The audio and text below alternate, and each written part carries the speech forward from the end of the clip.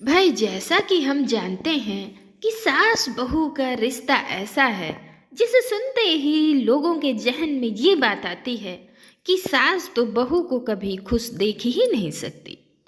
लेकिन दिल्ली में रहने वाली प्रेमा जी के घर की कहानी कुछ अलग ही थी। प्रेमा के बेटे राजेश की शादी राधिका के साथ हुई थी। अब राजेश और राधिका की शादी हो तो गई थी, लेकिन अरेंज मैरिज होने की वजह से राजेश कभी राधिका पे नाराज हो जाता तो राधिका कभी राजेश की बात पे चिढ़ जाती। फिर एक दिन प्रेमा जी के बर्थडे पर राजेश और राधिका में जोरदार बहस छिड़ गई।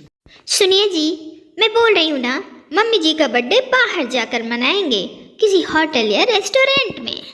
अरे राधिका, मम्मी को बाहर का खाना बिल्कुल नहीं पसंद है, इसलिए उनका बर्थडे घर पे ही होगा। अरे भाई, जिसका बर्थडे है उसी के हिसाब से मनाना चाहिए ना। अरे मम्मी जी थोड़े ना कहेंगी कि मेरा बर्थडे बाहर मनाओ। अरे वो हमेशा तो घर में रहती हैं। अब मम्मी जी को भी चाहिए ना कि उन्हें बाहर निकलना चाहिए, घूमना चाहिए। अब देखो राधिका, तुम्हें बाहर घूमना फिरना पसंद है, अब इसका मतलब ये थोड़े ना कि सबको ही बाहर घूमना पसंद होगा। अब राजेश और राधिका की ये बहस बढ़ती ही जा रही थी कि तभी वहां पर प्रेमा जी आ जाती हैं। अरे क्या बात है बेटा, तुम दोनों ऐसे क्यों झगड़ रहे हो? मम्मी जी, मैं आपका बर्थडे बाहर मनाना चाहती हूँ, किसी होटल या रेस्टोरेंट में। लेकिन राजेश जी कह रहे हैं नहीं, आपका बर्थडे घर पे होगा।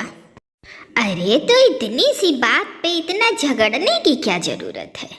चलो, मैं तुम दोनों की बात मान लेती हूँ। मैं पहले घर पर केक काटूंगी, घर का खाना खा लूंगी, फिर हम सब मिलकर बाहर चलेंगे। तुम दोनों बाहर खा लेना, इस तरह से मेरा बर्थडे घर पे भी मन जाएगा और बाहर भी। वाह मम्मी जी, आप कितनी अच्छी हैं, मुझे कितना समझती हैं। थैंक यू मम्मी, आप कितनी समझदार हैं, वरना मेरी बीवी तो मेरी कोई बात समझती ही नहीं है। फिर इसी तरह राजेश और राधिका में एक बार फिर से झगड़ा हो जाता है और दोनों नाराज होकर वहां से चले जाते हैं।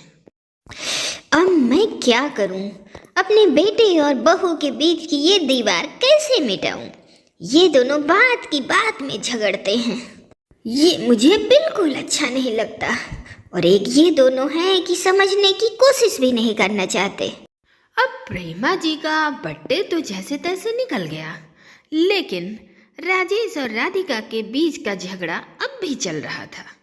दोनों एक दूसरे से बात नहीं कर रहे थे, यहाँ तक कि दोनों अलग अलग कमरे में भी सो रहे थे। फिर एक दिन सुबह के वक्त, अरे राजेश बेटा, जरा देख तो, दरवाजे की घंटी बज रही है, देख जरा कौन आया है। ठीक है मम्मी, अभी देख कर आता हूँ।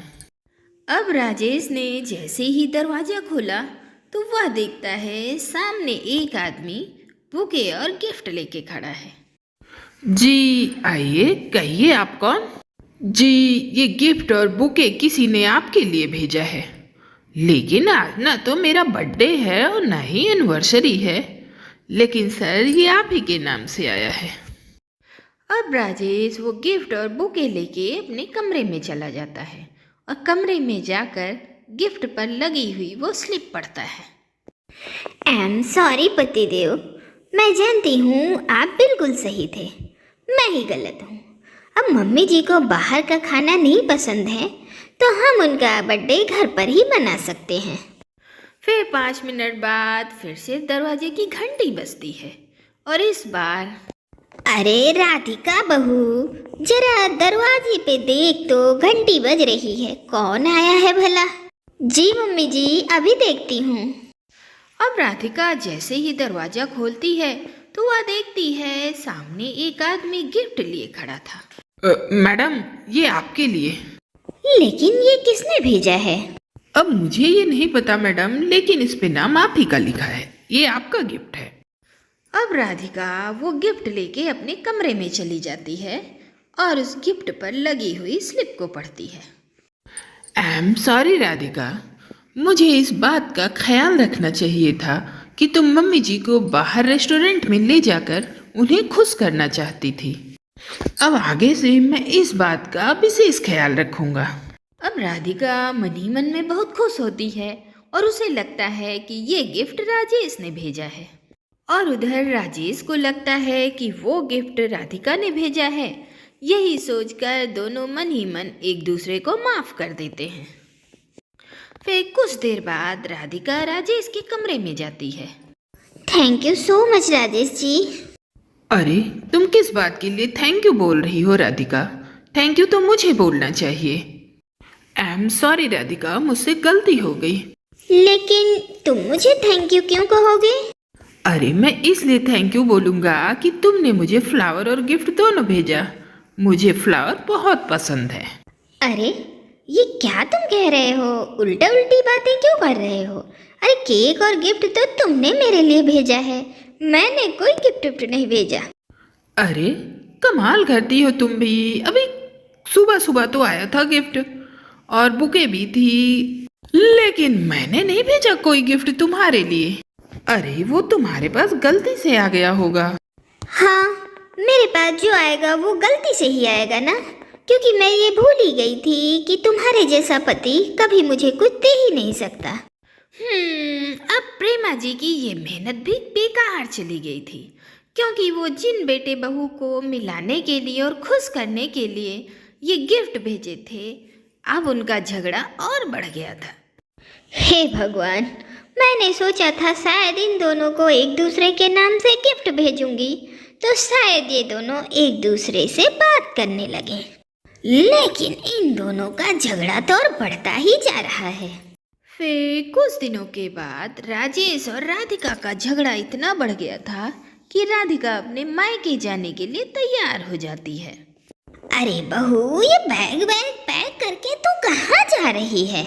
मम्मी जी, अब मैं इस घर में बिल्कुल भी नहीं रह सकती। वैसे भी मेरा शादी करके यहाँ आने का मतलब क्या था, जब मेरा पति मुझसे सीधे मुंह बात ही नहीं करता। अरे बहू, ये तुम्हारा घर है और कोई अपना घर छोड़कर जाता है क्या? मम्मी जी, ये घर मेरा तब होता जब मेरा पति मुझसे सीधे मुंह बात करता। अच्छा, अब सारी गलती मेरी है। राधिका, तुम किस तरह से मेरे साथ बिहेव करती हो कभी ये सोचा है? और वैसे भी तुम्हें इस घर में नहीं रहना तो तुम आराम से जा सकती हो। अब राजेश और राधिका की झगड़े की वजह से राधिका नाराज होकर मायके चली जाती है, अब जिसकी वजह से प्रेमा जी उदास रहती हैं। अब उनके पड़ोस में रहने वाली पुष्पा, जो उनकी बेहद करीबी थी, अब अपनी पड़ोसन को उदास देखकर पुष्पा उससे बात करने के लिए घर आती है। अरे क्या बात है प्रेमा, तुम्हारा चेहरा क्यों उतरा हुआ है? बड़ी उदास लग रही हो। अब इस उम्र में भी उदास रहोगी तो कैसे चलेगा? अरे पुष्पा बहन, जिसकी बहू घर छोड़कर चली जाए वो खुश कैसे रह सकता है? अरे बहू घर छोड़कर गई है तो ये उसकी गलती है, उसे भी तो थोड़ा ध्यान रखना चाहिए। और वो गई है तो गई, उसके लिए तुम क्यों परेशान हो रही हो? लेकिन अकेले इसमें मेरी बहू की ही गलती थोड़ी है, मेरे बेटे की भी गलती है। कमाल है, दुनिया में पहली ऐसी सास देखी है जो अपनी बहू की तरफदारी कर रही है। अरे पुष्पा, मैं किसी की तरफदारी नहीं कर रही हूँ, मैं बस ये चाहती हूँ कि मेरी बहू घर वापस आ जाए। अरे उसके बिना घर काटने को दौड़ता है। अरे लेकिन इस बात की परवाह तो आपकी बहू को भी तो होनी चाहिए। अरे वो सब मैं नहीं जानती। अब मैं किस मंदिर में जाकर मन्नत मांगूं और कैसे मनाऊं अपनी बहू को? अरे यहाँ से 5 किलोमीटर की दूरी पर एक मंदिर है और मैंने सुना है कि नंगे पैर यहाँ से दर्शन करने जाओ और नंगे पैर वापस आओ तो सारी मन्नतें पूरी हो जाती हैं। लेकिन मैं तुमसे ये नहीं कह रही कि तुम ये सब करना, अब इस उम्र में ये सब करना ठीक नहीं तुम्हारे लिए। अरे ठीक है ना, अब वैसे भी मुझसे इस बुढ़ापे में ये कहाँ से हो पाएगा। अब पुष्पा इतना कहकर वहाँ से चली जाती है, लेकिन अब प्रेमा के मन में पुष्पा की कही हुई बात लगातार घूमती है।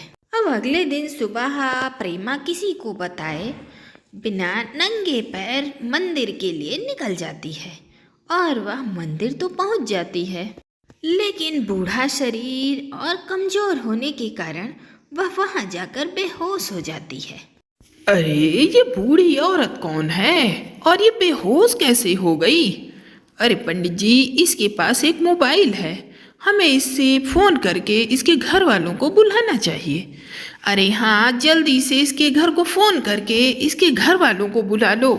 अब राजेश को फोन करके उसे मंदिर बुलाया जाता है और राजेश अपनी माँ को घर लेके जाता है। अब मम्मी, आपको ये सब करने की क्या जरूरत थी? और आप इतनी दूर मंदिर नंगे पैर हो भी ये सब करने की क्या जरूरत थी? आपको पता है ना, इस उम्र में आपको ये सब करना ठीक नहीं है। अरे मैंने जो किया था तुम दोनों के लिए किया था। अरे तुमने मेरा व्रत भंग कर दिया। अब मुझे 5 किलोमीटर वहाँ से पैदल वापस भी आना था और तुम मुझे ऐसे ले आए। लेकिन ये सब क्यों मम्मी? अरे मैं अपनी बहू को घर वापस लाना चाहती हूँ और मैं तुम दोनों को खुश देखना चाहती हूँ बस। अब अपनी माँ की बात सुनकर राजेश को अपनी गलती का एहसास हुआ और उसने राधिका को फोन करके घर बुलाया और राधिका को देखते ही प्रेमा खुश हो गई। अरे मेरी बहू घर आ गई, भगवान का लाख लाख शुक्र है। मम्मी जी, आप मेरे और राजेश जी के बीच के झगड़े को खत्म करने के लिए आप क्या क्या करती रही, लेकिन हम दोनों इतने बेवकूफ़ हैं कि हमने कभी समझने की कोशिश ही नहीं की। हमारे झगड़े की वजह से आपको कितनी तकलीफ हुई मम्मी जी। हाँ मम्मी, हमें माफ़ कर दीजिए। हम जानते हैं हमारी वजह से आपको कितनी तकलीफ हुई है, लेकिन हम वादा करते हैं आज के बाद हम कभी झगड़ा नहीं करेंगे। लगता है भगवान ने मेरी सुन ली। पैदल आने की वजह से मेरी तबीयत तो बिगड़ गई, लेकिन मेरा घर तो बस गया। अरे कमाल हो गया प्रेमा, इतनी उम्र हो गई लेकिन मैंने ऐसी सास नहीं देखी। भाई सास हो तो ऐसी।